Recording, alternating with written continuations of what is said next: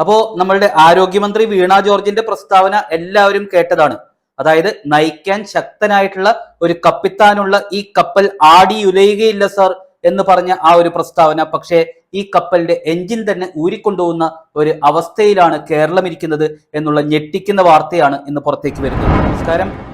നമ്മളുടെ കേരളം എന്ന് പറയുന്നത് ആരോഗ്യ മേഖലയിൽ ഒന്നാം സ്ഥാനത്താണ് എന്നുള്ളതാണല്ലോ കേരളത്തിലെ മന്ത്രിമാരുടെ ഒരു വാദം എന്ന് പറയുന്നത്. അപ്പോ ആ കേരളത്തിന്റെ നിയമസഭയില് 4 ദിവസങ്ങൾക്ക് മുൻപ് വരെ ആരോഗ്യമന്ത്രിയായിട്ടുള്ള വീണ ജോർജും മറ്റ് മന്ത്രിമാരും ചേർന്ന് തള്ളിമറിച്ച് ഇറങ്ങിയതേ ഉള്ളൂ. അതിനുശേഷം ഞെട്ടിക്കുന്ന ഒരു വാർത്തയാണ് പുറത്തേക്ക് വരുന്നത്. അതായത് ഓണത്തിന് എല്ലാവർക്കും പെൻഷൻ കൊടുക്കുന്നു, എല്ലാവർക്കും ശമ്പളം, DA, ഉത്സവബത്ത ഇതെല്ലാം കൊടുക്കുന്നു, കിറ്റ് കൊടുക്കുന്നു, വിദ്യാർത്ഥികൾക്ക് ഓണസമ്മാനമായിട്ട് അരി കൊടുക്കുന്നു. ഇതെല്ലാം കഴിഞ്ഞ് ഇനി ഓണം കഴിഞ്ഞതോടുകൂടി ചാവാനുള്ളവരെല്ലാം ചത്തോളൂ എന്നുള്ളതാണ് കേരള സർക്കാരിന്റെ ഒരു നിലപാട് എന്ന് പറയുന്നത്. പ്രധാനപ്പെട്ട ഒരു കാര്യം എന്ന് പറയുന്നത്, നമ്മളുടെ കഴിഞ്ഞ കുറച്ച് നാളുകൾക്ക് മുമ്പ് നമ്മൾ എല്ലാവരും കേട്ടതാണ് മൂത്രാശയത്തിലെ കല്ല് നീക്കം ചെയ്യുന്ന ശസ്ത്രക്രിയ താൽക്കാലികമായിട്ട് നിർത്തിവെച്ചിരിക്കുന്നു എന്നുള്ളത്. അതുപോലെ തന്നെ ഡോക്ടർ ഹാരിസിന്റെ വെളിപ്പെടുത്തലും നമ്മൾ കേട്ടതാണ്. ഇപ്പോ പുതിയ ഒരു വാർത്ത കൂടി പുറത്തേക്ക് വരികയാണ്.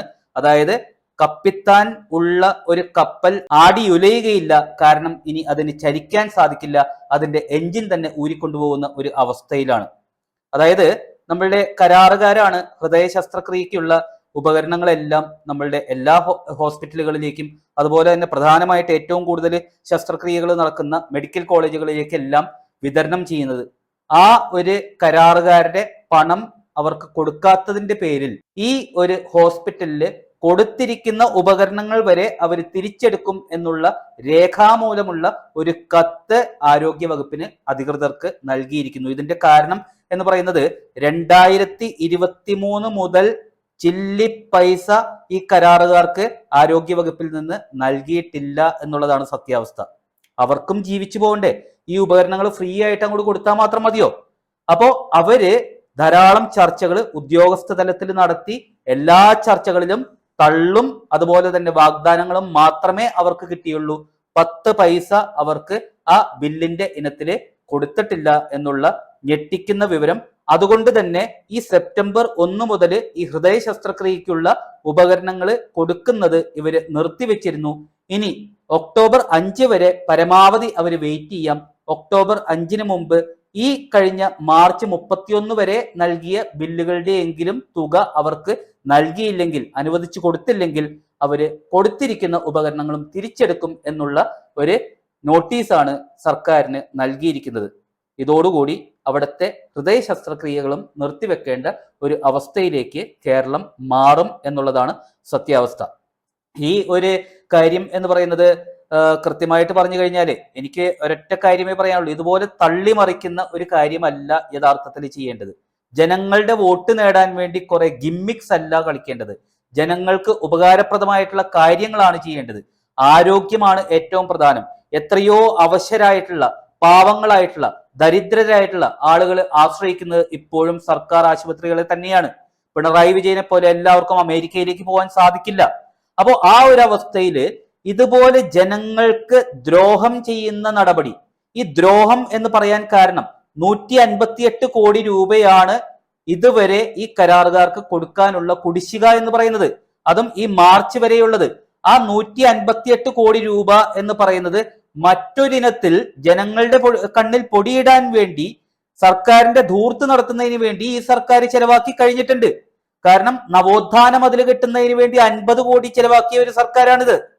ഇപ്പോ അയ്യപ്പ സംഗമം നടത്തുന്നതിന് വേണ്ടി വെറും 600-700 ആളുകൾക്ക് വേണ്ടി 7 കോടി രൂപ ചെലവാക്കിയ സർക്കാരാണിത്.